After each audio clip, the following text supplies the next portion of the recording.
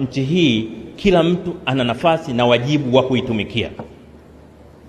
Katika utumishi wa nchi yetu tusitegeane, kila mtu atumikie nchi yake kwa nguvu zake zote. Nimekuwa nikiyasema haya mara nyingi. Mimi hata mambo ya kugombana kivyama vyama mimi siyapendi sana, ujinga tu. Nchi yenu moja, nchi yenu wote, mnagombana nini? Mtakuwa mashahidi. Hata nilipokuwa katibu mkuu wa chama, nikisikia mwana CCM ameongea maneno ya hovyo zidi ya upinzani, nilikuwa nakemea mara moja, kwa sababu ni ujinga tu.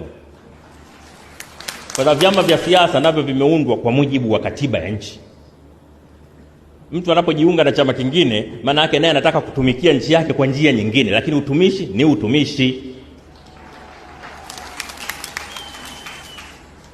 Kwa hiyo nitumie jukwaa hii kuwaombeni sana waumini na Watanzania wote kutambua kwamba tuna wajibu wa kipekee. Tunamheshimu sana Kardinali Pengo kwa kazi kubwa aliyofanya, na hasa kwenye kuanzisha majukwaa ya imani mbalimbali katika nchi yetu. Leo tuna vyama vya imani, leo tuna vyama ambavyo vinahusisha dini mbalimbali, Wakristo, Waislamu, Buddha, kuongelea amani tu katika mikoa yote, katika wilaya zote nchini. Lakini walioshiriki kuasisi jambo hili ni pamoja na Kardinali Pengo,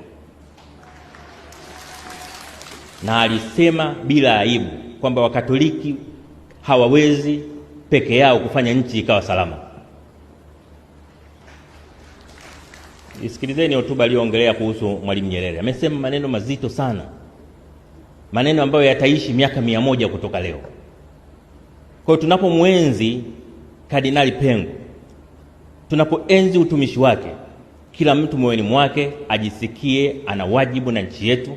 Kila mtu moyoni mwake ajisikie kwamba kutumikia nchi yetu kwa uaminifu na uadilifu ni wajibu wa msingi kwa nchi yetu.